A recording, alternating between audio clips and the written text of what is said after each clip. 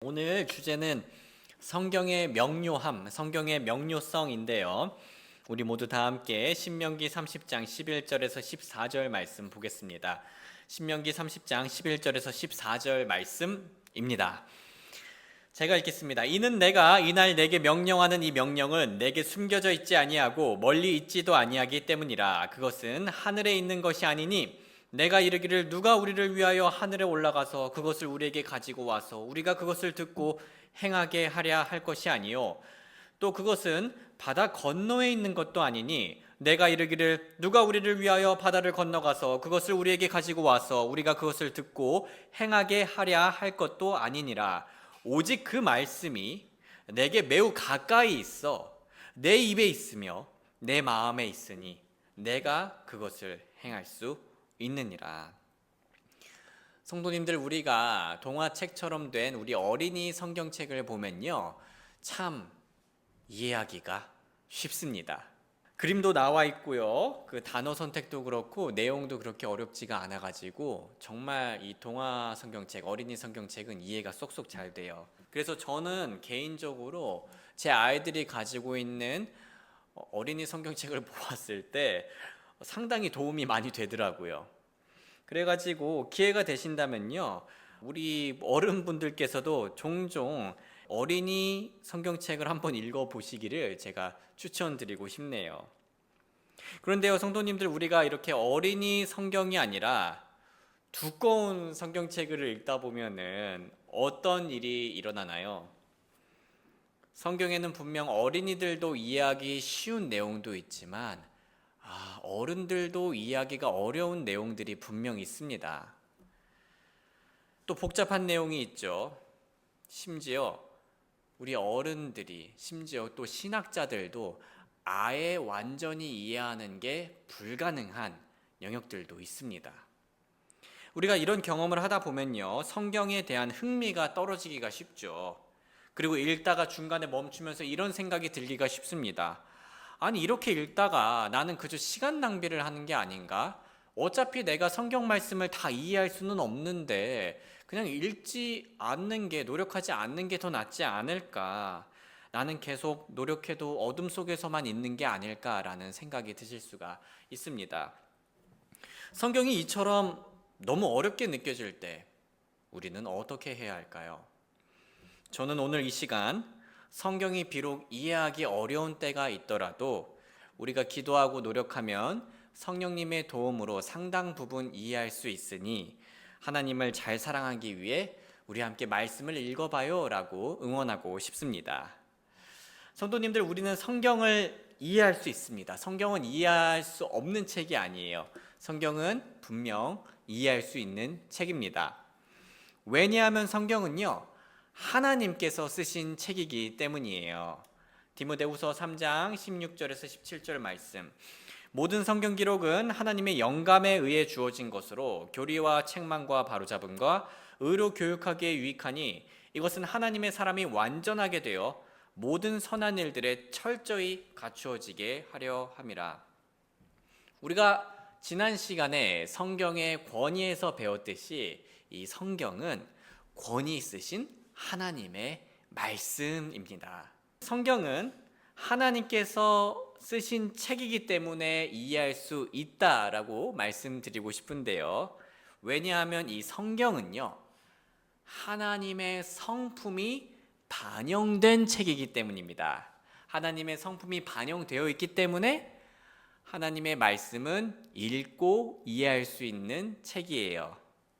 이해하기 쉽게 예를 들자면요, 성도님들, 친절한 사람에게서 친절한 말이 나오죠. 그리고 많이 배운 사람에게서 지적인 말이 나옵니다. 그런 것처럼 하나님에게서 나온 성경은 하나님의 성품이 반영된 말씀이라는 거예요. 그렇다면 어떤 하나님의 성품이 반영되기 때문에 우리가 이해할 수 있는 걸까요? 하나님께서는 먼저 완전하십니다. 흠이 없으시고 오류가 없으세요. 또 하나님께서는 일관되십니다. 어제나 오늘이나 영원토록 동일하신 분이 바로 우리 하나님이시죠. 그리고 하나님께서는 명료하신 분이십니다. 그분은 자연에서 자신의 영광을 분명하게 드러내듯이 말씀을 통해서도 친절하게 사람들의 언어를 사용하시면서 자신을 분명히 드러내십니다. 사실 자연에서 자신을 드러내시는 것보다 성경에서 훨씬 더 특별히 구체적으로 명료하게 자신을 드러내시죠. 그래서 성경은 하나님의 성품에 따라서 완전하고 일관되고 명료한 말씀이다 라고 우리가 알 수 있습니다. 만약에 성경이 불완전하고 일관성도 없고 분명치 않으면 우리는 그 말씀을 배울 수도 없을 뿐만 아니라 실천할 수도 없을 겁니다. 하지만 성경은 하나님의 말씀이기 때문에 완전하고 일관되고 분명합니다. 그 덕분에 우리는 그 말씀을 마음에 담고 행할 수 있는 거고요. 신명기 30장 11절과 14절 말씀 같이 읽어볼게요. 시작. 이는 내가 이날 내게 명령하는 이 명령은 내게 숨겨져 있지 아니하고 멀리 있지도 아니하기 때문이라. 오직 그 말씀이 내게 매우 가까이 있어 내 입에 있으며 내 마음에 있으니 내가 그것을 행할 수 있느니라. 말씀은 우리가 마음에 담고 행할 수 있을 정도로 매우 분명합니다. 다음으로 우리는 성령님께서 도와주시기 때문에 성경을 이해할 수 있어요. 성령님께서 우리를 도와주시기 때문에 성경을 이해할 수 있습니다. 성도님들, 우리는 성경을 읽을 때요, 우리 스스로 이해하는 게 아니에요. 예수님의 제자들처럼 우리 또한 성령님의 도우심이 필요합니다. 요한복음 14장 26절, 그러나 위로자 곧 아버지께서 내 이름으로 보내실 성령님 곧 그분께서 너희에게 모든 것을 가르치시고 내가 너희에게 말한 것은 무엇이든지 너희가 모든 것을 기억하게 하시리라. 감사하게도 이 성령님께서는 예수님의 그 12 제자들뿐만 아니라 오늘날 우리들에게도, 신자들에게도 말씀을 이해할 수 있도록 성령님께서 도와주시게 하십니다. 고린도전서 2장 12절인데요. 이제 우리가 세상의 영을 받지 아니하고 다만 하나님으로부터 난 영을 받았으니 이것은 하나님께서 우리에게 값없이 주신 것들을 우리가 알게 하려 하심이라. 우리는 성령님 덕분에 무엇을 알 수 있죠? 하나님께서 우리에게 값없이 주신 진리들을 알고 이해할 수 있는 겁니다. 그래서 성령님은 마치 안경처럼 우리한테 도움을 주시는 분이세요. 제가 라식 수술을 하기 전에 시력이 정말 나빴습니다. 그래서 평소에는 좀 아침에 이렇게 침대에서 눈을 뜨면요, 온 세상이 뿌였어요. 그런데 눈을 뜬 후에 안경을 제 여기 눈에다가 씌우면요, 온 세상이 다 분명하게 보였습니다. 그것처럼 우리 신자가 성령님의 도움을 받으면요, 성경에서 불분명했던 것들이 명확하게 보이게 되는 순간들이 있어요. 다음으로 성경은 능력이 있기 때문에 이해할 수 있습니다. 성경은 능력이 있기 때문에 이해할 수 있습니다. 성경 자체에 능력이 있다는 거죠. 성경은 어리석고 둔한 사람을 지혜롭게 만들어주는 능력이 있어요. 시편 19편 7절. 주의 법은 완전하여 혼을 회심시키고 주의 증언은 확실하여 우둔한 자를 지혜롭게 하는도다. 우둔한 자라는 건요, 어리석고 둔한 사람을 의미합니다. 또한 성경은 어리석고 둔한 사람에게 깨닫는 명철도 줄 수 있는데요, 주의 말씀들이 들어오면 빛을 주고 이 빛이 우둔한 자에게 명철을 주나이다. 하나님의 말씀은 매우 분명합니다. 다시 말해 성경에는 어리석은 사람도 이해할 수 있을 만큼 분명한 하나님의 뜻이 나와 있어요. 그리고 성경은 어리석고 둔한 사람도 배울 수 있게 만들고 지혜와 명철을 얻을 수 있게 합니다. 성경에 나온 분명한 것들은 어리석은 사람들도 이해할 수 있을 만큼 분명한 것이고 그 분명한 것들을 배우면서 지혜와 명철을 쌓게 된다는 얘기입니다. 그리고 이렇게 성경을 통해 얻은 지혜와 명철은요, 더 큰 지혜와 더 큰 명철을 얻게 하는 선순환에 들어가게 해줘요. 우유를 먹다가 고기를 먹을 수 있게 되는 것처럼 하나님의 분명한 말씀들은 우리를 성장하게 해준다는 겁니다. 이건 마치 5kg 덤벨을 들다 보면 나중에 우리가 10kg 덤벨을 들 수 있게 되고, 또 10kg을 들 수 있다 보면은 15kg을 들 수 있게 되는 것과 같습니다. 점점 근육이 많아지면서 더 무거운 무게를 들 수 있는 거죠. 이처럼 우리는 명료한 하나님의 말씀 덕분에 점점 지혜와 깨달음이 많아지면서 점점 더 어려운 지혜와 진리도 이해하고 감당할 수 있게 되는 겁니다.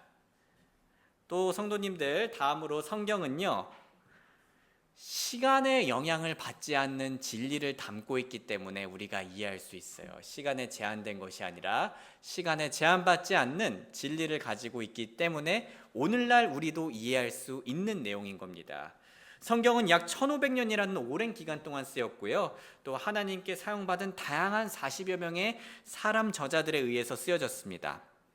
놀라운 것은 이렇게까지 긴 기간과 1500년이에요, 여러분들 무려. 그리고 다양한 인종과 언어와 직업과 문화를 가졌던 그 저자들에 의해 쓰여졌음에도 불구하고 성경은 단일하고 연속적이고 통일성을 가지고 있다는 거죠. 이런 단일성과 연속성 그리고 통일성은 우리가 성경을 이해할 수 있게 해줘요. 만약에 중구난방하고 막 서로 다른 얘기를 하면 우리가 이해를 할 수가 없잖아요. 그런데 성경 같은 경우는요, 그렇게 오랜 기간과 다양한 사람들에 의해 쓰여졌음에도 불구하고 우리가 이해할 수 있는 단일성과 연속성과 통일성을 가지고 있다는 거죠. 또 이것은 우리 하나님께서 궁극적인 저자라는 것을 보여주는 하나의 증거가 되어주기도 하고요. 그런데 형제 자매님들, 성경은 이렇게 분명한 내용을 가지고 있지만 어린이들도 이해하기가 쉽고 또 어른들도 좀 배우면 이해하기가 쉬운 그런 분명한 내용을 가지고 있지만, 때때로 우리는 불분명해 보이는 내용을 보기도 합니다. 이게 무슨 말이지? 하면서요. 그래서 우리는 성경을 이해하지 못할 때가 있는데요. 이때 우리가 알아야 할 것은 성경에서 이해가 안 되는 부분이 있더라도요, 그건 성경의 잘못은 아니라는 겁니다. 성경에서 이해가 안 되는 부분이 있더라도 그건 성경의 잘못이 아닙니다. 예를 들면요, 성도님들, 저는 정말 미적분이 뭔지 잘 몰라요. 미적분을 잘 모릅니다. 부끄러운 얘기네요. 미적분을 잘 모르는데요, 제가 미적분을 이해하지 못한다고 해서 미적분이 잘못된 건가요? 아니죠. 예. 또는 만약 여기 이 자리에 아인슈타인님이 어떤 강의를 하시는데 제가 이해하지 못한다고 해서 아인슈타인님의 잘못은 아닙니다. 성경은 하나님께서 쓰신 책이기 때문에 사람의 능력으로는 이해하는 게 불가능한 부분이 있어요. 지금은 먼저 어려운 게 아니라 불가능한 부분부터 얘기해 보겠습니다. 불가능한 부분, 이해하는 게 불가능한 부분이 있습니다. 그런데 사실 성도님들, 하나님의 말씀이 담긴 성경책에서 우리가 이해하는 게 불가능한 부분이 나온다는 건요, 자연스러운 거예요. 만약 성경이 사람이 모두 다 이해가 가능한 책이라면요, 그건 사실 하나님께서 쓰신 책이 아니라는 반증이 됩니다. 창조주이시자 전지전능하신 분이 쓰신 책이라면, 정말 그러한 존재가 쓴 책이라면 그 중에서는, 이 성경책 내용 중에서는 우리가 이해하지 못할 만한 내용이 있어야 돼요. 오히려 없는 게 어색한 일입니다. 로마서 11장 33절과 34절은 이렇게 얘기하는데요. 우리 한번 같이 읽어볼까요? 시작. 오 깊도다 하나님의 지혜와 지식의 부요함이여, 그분의 판결들은 헤아릴 수 없으며 그분의 길들은 찾지 못하는도다. 왜냐하면 누가 주의 생각을 알았느냐, 또 누가 그분의 조언자가 되었느냐.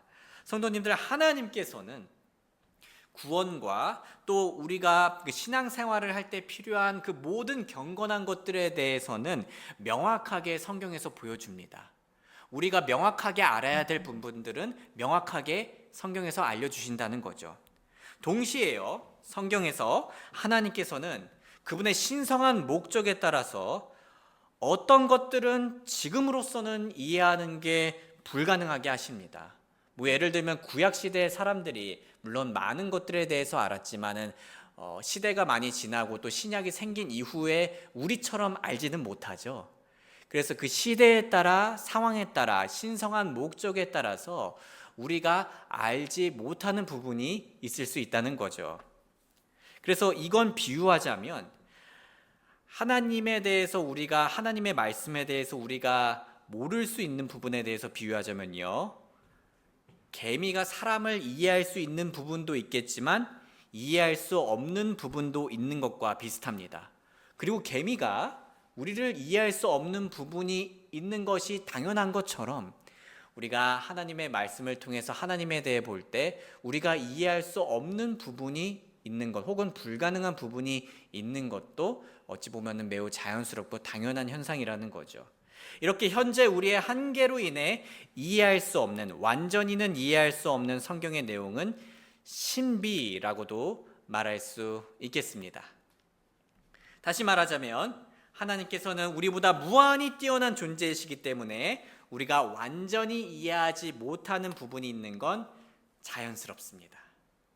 하지만 성도님들, 이렇게 성경에서 완전히 이해할 수 없는 부분이 있다는 게 우리에게 좌절이 되어서는 안 돼요. 오히려 하나님에 대해서 더 알고 싶어하는 호기심을 자극하는 거고 우리의 열정을 더 불태우는 것이 바로 이 하나님의 무한하심입니다. 우리가 계속 말씀을 읽고 공부하면요, 시간이 지남에 따라 완전히는 이해하지 못해도요, 상당 부분 이해할 수 있게 되는 게 있어요. 좀 더 큰 역사적인 차원에서는 기독교는 시대가 지나며 신학이 발전함에 따라 완벽하게는 아니더라도 특정 교리에 대해서 점점 더 분명하게 이해하게 되기도 합니다. 자, 비유하자면 이런 거예요. 오늘날 인류가 이 사람의 몸에 대해서 완벽하게 이해를 했나요? 아닙니다. 근데 그렇다고 해서 의사 선생님들이 혹은 박사 선생님들이 막 포기하나요? 좌절하고? 아니죠.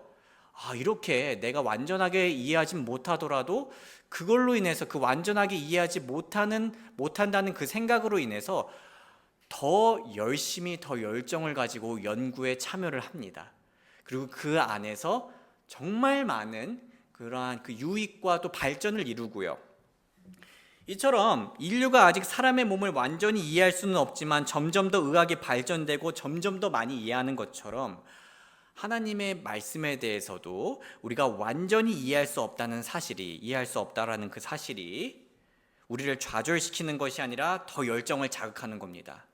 또 다른 비유를 들자면요, 인류는 무한한 우주를 완전히 이해할 수는 없어도 지금까지 좌절하지 않았습니다. 우주만큼 무한한 게 어디 있어요? 그런데 오히려 사람들은 좌절하지 않고 점점 더 천문학이 발전되어지고 있고요. 또 점점 더 우주에 대해서 많이 알아가고 있습니다. 완전히 이해하지 못하더라도 완전히 이해하지 못하는 것을 더 연구함으로써 엄청나게 많은 발전을 이룬 거죠. 그리고 우리의 몸보다 우주보다 훨씬 더 신비로우신 하나님도 마찬가지라는 거예요. 하나님의 이런 신비는 하나님의 무한하신 매력과 놀라우심이고 믿는 우리는 이런 하나님의 무한하심을 보며 좌절이 아닌 열정을 가질 수 있습니다. 그리고 그 열정으로 공부하는 과정에서 우리는요, 정말 많은 유익을 얻게 될 거예요. 예를 들면 우리는 삼위일체를 완벽히 이해할 수는 없습니다. 하지만 계속 공부할 때 유익이 있어요. 무슨 유익이 있을까요? 우리는 삼위일체 하나님의 형상을 닮은 존재로서 관계가 필요한 존재고 하나됨이 필요하다는 것을 배울 수 있습니다. 성도님들, 이런 가르침이 그냥 나온 게 아니에요. 계속해서 기독교 내에서 말씀을 연구하고 묵상하고 실천과 적용이 이렇게 나온 겁니다. 또 지금까지의 내용을 정리하자면요, 성경은 하나님의 말씀이기 때문에 하나님의 성품을 담아 명료합니다. 그 덕분에 성경은 우리가 이해할 수 있는 책입니다. 하지만 성경은 주권자이시자 전지전능하신 하나님의 말씀이에요. 성경은 우리보다 훨씬 더 많은 것들을 아시고 또 바라보시고 또 고려하시는 하나님의 말씀입니다. 그래서 우리가 이해하기 불가능한 부분도 있지만 성경의 모든 어려운 부분들이 이렇게 다 이해하기 불가능한 것도 아닙니다. 어렵더라도 결국 명료하게 이해할 수 있는 성경 내용이 상당 부분 있는 거죠. 마치 미적분이라는 것이 너무 어렵지만은 제가 공부하다 보면요 결국 그것을 분명하게 이해하게 될 날이 오겠죠. 자, 그러한 것처럼 우리 성경 내용도요 어렵지만 불가능한 게 있고 어렵지만 계속해서 공부하다 보면요 우리가 분명하게 이해할 수 있는 것들이 있습니다. 그런데요 우리가 이렇게 어렵지만 이해할 수 있는 성경 내용이 있는데 우리가 잘 이해하지 못하게 되는 경우는 무엇일까요? 우리는 주로 무슨 이유 때문에 성경을 잘 이해하지 못하게 될까요? 첫 번째로 문맥을 보지 않을 때 우리는 이해하기가 어렵습니다. 문맥을 보지 않을 때 우리는 성경을 이해하기가 어려워요. 오히려 성경이 모순처럼 보일 때도 있습니다. 예를 들어 누군가 우리에게, 나에게 당신은 사람이 아닙니다 라고 말을 한다면요, 자, 이게 문맥에 따라서 정말 말이 달라집니다. 우리의 어떤 강력한 힘을 보고 혹은 우리의 어떠한 강력한 직업에서의 성과를 보고 훌륭한 직업의 성과를 보고 아니면 뭔가 선행을 잘하는 걸 보고 당신은 사람이 아니에요 라고 한다면 그거는 칭찬이죠. 너무 훌륭하게 잘 해내니까는 칭찬을 해주는 겁니다. 그런데 이 당신은 사람이 아니다라고 하는 그 말은요 비난일 때도 있어요. 너무 비인간적인 행위를 해서 너무 몰상식한 말을 해서 부정적인 의미로 당신은 사람이 아니에요 라고 말을 할 수 있는 거죠. 그래서 당신은 사람이 아니다 라는 이 말이 문맥에 따라 완전히 다른 의미로 사용이 될 수 있어요. 성경에서도 마찬가지입니다. 성경에서도요 그 의미가 완전히 달라질 수 있기 때문에 문맥을 잘 봐야 해요. 그래야 성경 내용의 의미를 바르게 이해할 수 있습니다. 어려운 내용일수록 더욱더 그렇게 해야 합니다. 참고로 이렇게 문맥을 보지 않으면 성경을 이해하지 못하는 것도 문제지만 어떤 사람들은요 자신들이 이해하지 않았다는 것을 인정하지 못해서 오히려 이상한 교리를 만들기도 합니다. 베드로후서 3장 16절에서 이렇게 얘기하죠.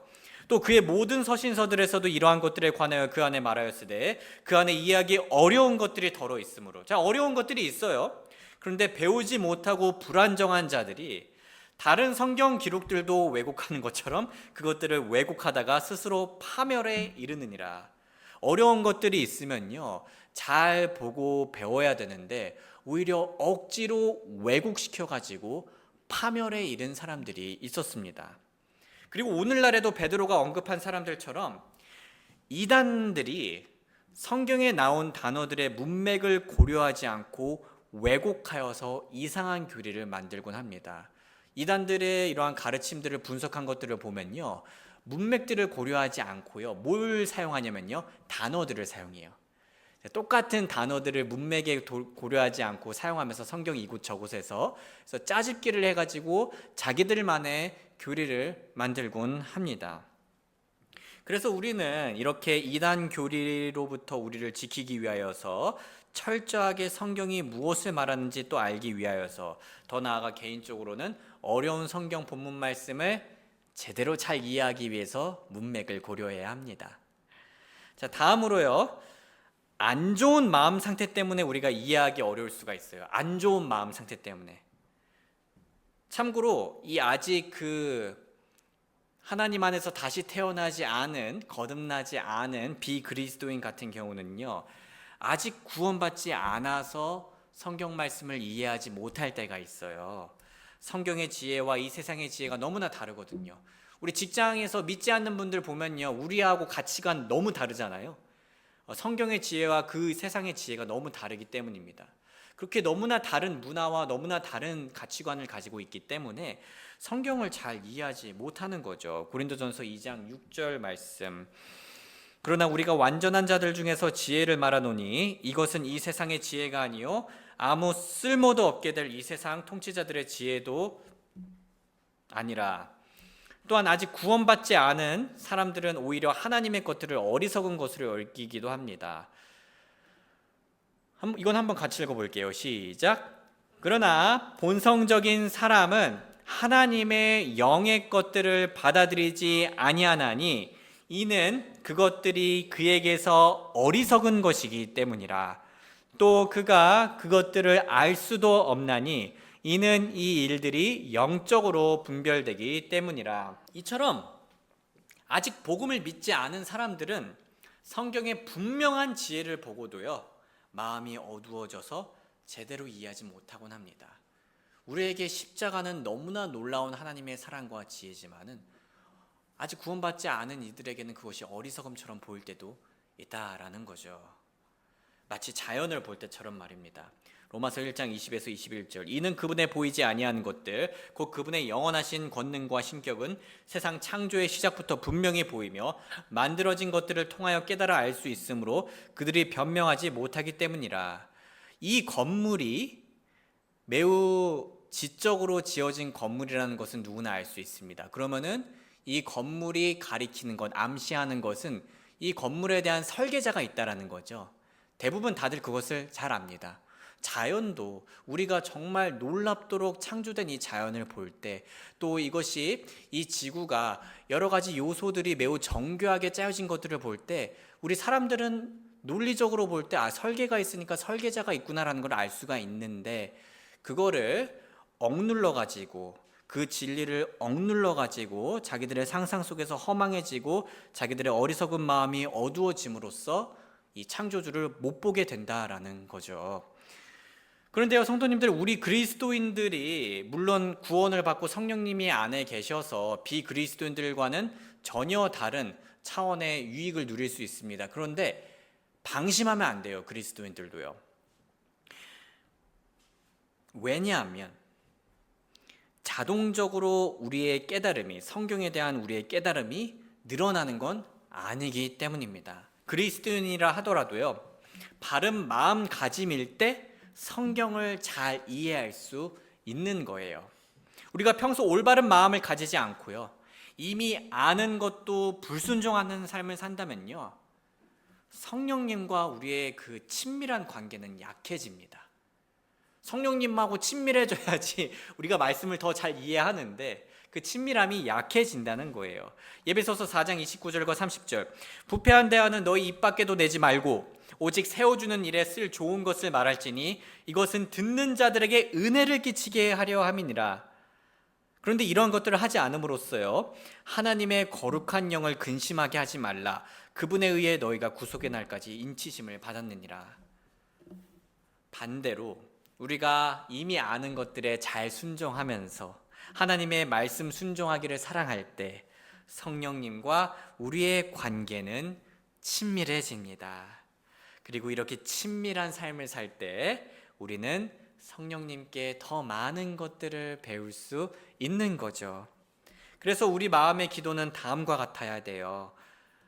같이 읽겠습니다. 시작. 내게 명철을 주시면 내가 주의 법을 지키리니 참으로 내가 나의 온 마음으로 그것을 준수하리이다. 우리는 하나님을 사랑하는 마음으로 하나님의 말씀을 지킬 수 있습니다. 그리고 하나님을 더 잘 사랑하고자 하는 마음으로 하나님의 말씀을 더 잘 깨닫게 해달라고 기도할 수 있는 거죠. 그런데요, 성도님들, 또 여기서 주의할 게 있는데요, 우리가 성경을 잘 이해하지 못하는 사람들을 보고요, 좀 극단적으로 그 사람은 바른 마음가짐이 아니어서 하나님의 말씀을 잘 이해하지 못하는 거야 라고 쉽게 판단해서는 안 됩니다.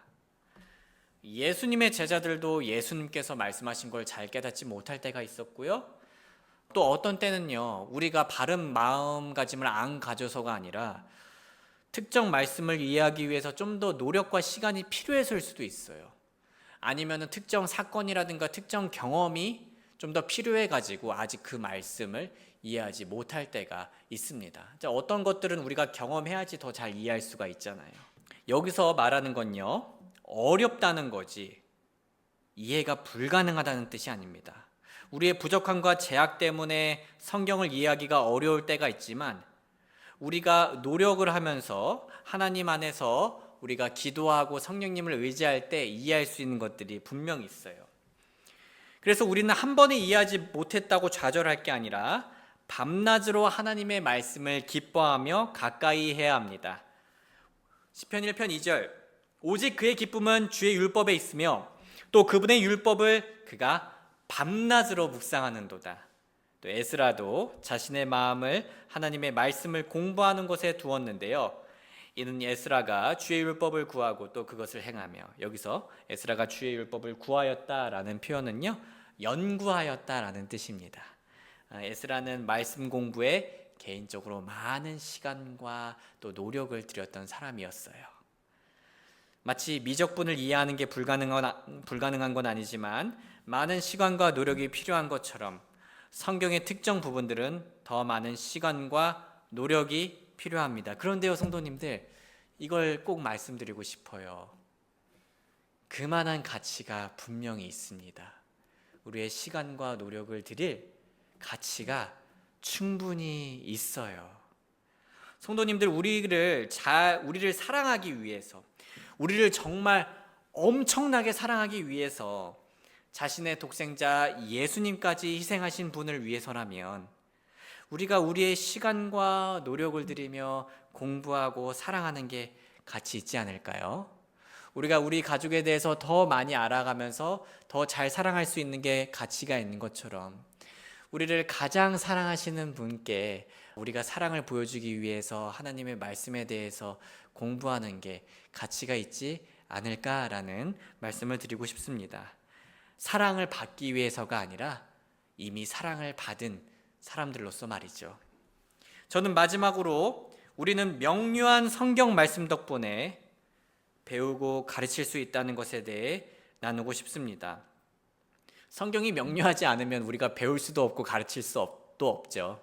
그런데 성경 말씀이 명료한 덕분에 우리는 배우고 가르칠 수 있습니다. 성경의 상당 부분은 명료합니다. 뚜렷하고 분명해요. 다만 어떤 것들은 사칙연산처럼 금방 배울 수 있고요, 또 어떤 것들은 시간이 걸리지만 정성을 들이면 충분히 배울 수 있습니다. 많은 부분들이 그래요.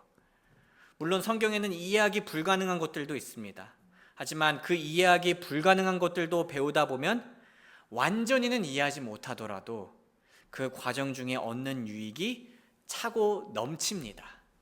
그리고 하나님께서는 우리가 인생을 살아갈 때 우리의 구원과 우리의 신앙생활에 필요한 모든 것들을 아시고 이렇게 우리에게 성경을 통해 우리에게 필요한 모든 것들을 분명하게 말씀해 주시고 계심을 기억하기를 원합니다. 그래서 누구나 성경을 읽고 배우고 가르칠 수 있습니다. 하나님께서는 우리가 그렇게 하나님을 사랑하고 가족을 사랑하고 다음 세대를 사랑하길 원하시는데요, 신명기 6장 4절에서 7절입니다. 오 이스라엘아 들으라, 주 우리 하나님은 한 주시니 너는 내 마음을 다하고 내 혼을 다하고 내 힘을 다하여 주 내 하나님을 사랑하라. 이날 내가 내게 명령하는 이 말씀들을 내 마음속에 두고, 자 7절 이건 같이 읽어볼게요. 시작. 너는 내 자녀들에게 부지런히 그것들을 가르치며 내가 내 집에 앉을 때에든지 내가 길을 걸을 때에든지 내가 누울 때에든지 내가 일어날 때에든지 그것들을 말할지니라. 한마디로 항상 우리 하나님의 말씀이 우리의 말과 행위에서 배어 나오게끔, 특히 우리의 소중한 가족들을 위해서, 다음 세대를 위해서 그렇게 하라라고 얘기하는 거죠.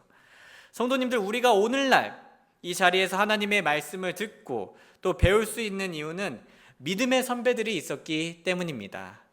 믿음의 부모님들, 믿음의 사역자들, 믿음의 성도님들이 계셨기 때문이죠. 제가 지금 여기서 성경 공부를 이렇게 알려드리는 것도요, 제가 제 안에서 다 나온 게 아니라 이미 앞에서 선배님들이 다 정리해 놓은 것들을 제가 연구하고 다듬어서 전해줄 뿐인 겁니다. 그래서 우리의 자녀, 우리 교회의 다음 세대를 위하는 마음을 가지셨다면, 우리가 받는 이 유익을 우리 다음 세대를 위해게도 주시고 싶으시다면은 우리는 하나님의 명료한 말씀을 읽고 배우고 가르칠 수 있다는 거죠.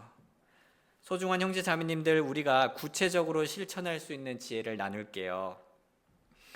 성경을 매일 읽으시고 이해가 안 되거나 좀 더 알고 싶으신 부분이 있다면 적어두세요. 그런 다음에 그 궁금하셨던 부분들을요, 저에게 문의를 주실 수 있습니다. 성도님들, 챗 GPT한테, 물론 똑똑한데요, 챗 GPT가요. 챗 GPT한테 묻지 마시고요. 이 부분에 있어서는요, 모르겠어요. 다른 것들은 물어봐 주셔도 될 것 같아요. 제 분야가 아니라서 그 부분은 제가 확신이 없거든요. 근데 챗 GPT한테 묻지 마시고 좀 저한테 물어봐 주시면 좋을 것 같아요. 챗 GPT는요, 논문에서 사용할 수가 없습니다. 챗 GPT가 주는 자료는요, 자, 그것이 무엇을 의미하냐면요, 챗 GPT는요, 가짜 정보를 줄 때도 있고요, 가짜 출처를 만들어내면서까지요, 그리고 신뢰성 떨어지는 자료를 줄 때가 있어요. 그래가지고 그리고 챗 GPT가요, 똑똑하긴 해요. 제대로 된 답을 낼 때도 있는데요, 그러지 못할 때가 있어가지고 제가 좀, 성도님들께서는 좀 더 확실하고 신뢰 있는 정보를 통해서 정보를 가지셨으면 하는 마음에 제가 이렇게 드리는 거예요. 그리고 챗 GPT 같은 경우는 약간 짬뽕이 되는 경우가 있어서 중심을 못 잡을 때가 있어요. 워낙에 자료가 방대하잖아요, 걔는요. 물론 그것도 이렇게 계속 조건을 걸면서 할 수는 있겠지만은 그 자료 출처가 불분명할 때가 있어 가지고 챗 GPT보다는 저한테 좀 물어봐 주시면 감사드리겠어요. 예, 그리고 성도님들께서 저에게 물어보시면요, 저는 아무 곳에서나 자료를 드리지 않아요. 그냥 인터넷에서 떠돌아다니는 자료를 드리지 않습니다. 신뢰할 만한 자료와 책과 혹은 학술지와 논문과 혹은 목사님들과 또 학자분들을 통해서 저는 알려드릴 거예요. 또는 이게 매번 저한테 이렇게 물어보시기가 좀 번거로우실 수도 있으니까 성경책을 읽으실 때 주석서나 스터디 바이블을 활용하실 수가 있으세요. 저는 오시면 추천해 드릴 수 있고요, 가장 쉽게는 ESV 스터디 바이블을 추천해 드립니다. 제가 추천해서 이미 그걸 활용하고 계신 분도 있고 반응도 좋습니다. 조금 비싸긴 한데 가치가 있어요. ESV 스터디 바이블 좋아요. 그거 또 추천드리는 방법은요, 간단하게 성도님들만의 어떤 노트를 만드시거나 아니면 성도님들의 성경책에다가 알게 된 내용을 적으시고 또 그것들에 대한 답을 저를 통해서든지 아니면 주석서를 통해서든지 거기다 적어두세요. 이렇게 1독하시고 내년에 또 통독하시고 하면요, 그게 2, 3년 한 5, 6년 됐을 때 쌓이면은 꽤 우리에게 큰 도움이 됩니다. 남들의 스터디 바이블이 아니라 나만의 스터디 바이블이 생겨서 내가 쓰고 내가 궁금해하고 내가 답을 얻은 것들이어가지고 훨씬 더 기억에 오래 남습니다. 그리고 그렇게 오래 기억에 남으면은 좋은 선생님이 될 수가 있으세요. 그리고 그렇게 깨닫게 된 내용들은 우리의 마음과 생활과 관계를 정말 많이 바꿔줄 거예요. 성도님들, 제가 요즘 복음 중심 삶 시리즈 배우면서 좋은 피드백들을 많이 들어요. 정말 이거를 통해 가지고 단순히 우리가 구원받았을 뿐만 아니라 복음으로 사는 삶에 대해서 좀 더 깊이 있게 배워서 좋습니다라는 얘기를 듣습니다. 그걸 통해서 좋으셨다면요, 성도님들, 우리가 앞으로 성경 말씀 통해서 배우게 될 좋은 것들이 훨씬 더 많다라는 기쁜 소식을 알려드리고 싶어요. 성도님들, 그 얼마나 설렙니까? 저는 가끔씩 성경에 분명히 나온 진리를 더 깊이 알게 될 때, 새롭게 알게 될 때 그날 하루가 너무 좋더라고요. 우리는 그렇게 설레게 배우고 그 즐거움을 주변과 다음 세대에게 전할 수 있는 행복한 그리스도인들입니다. 그러니 사랑하는 형제 자매님들, 말씀을 공부하는 것을, 읽는 것을 멈추지 마시길 바랍니다. 하나님의 말씀은 명료합니다. 그 명료함을 믿으시고 우리에게 필요한 모든 것들을 깨닫게 해주실 수 있다라는 그 확신을 가지시면서 부지런히 말씀을 읽고 배우고 가르치시길 주님의 이름으로 소원합니다. 우리 잠시 노래가 연주되는 동안 하나님의 말씀이 어렵다고 좌절하는 게 아니라 하나님의 말씀이 어려워도 배울 수 있다는 것을 기억하기를 원합니다. 그리고 그 어려운 만큼, 아니 사실 그 이상으로 비교도 안 되게 우리에게 훨씬 더 큰 기쁨과 만족으로 온다라는 것을 기억하기를 원합니다. 그리고 때때로 하나님의 어떤 말씀은 우주처럼 무한해서 완전히 이해하는 게 불가능해 보여도 그 말씀은 우주처럼 우리에게 수많은 별과 은하수를 무한히 선물해 줄 수 있다는 것을 기억하기를 원합니다. 그리고 이 설레는 하나님의 말씀을 기쁨으로 배우고 사랑으로 순종하며 열정으로 전수할 수 있게 해달라고 기도하는 시간 가지겠습니다.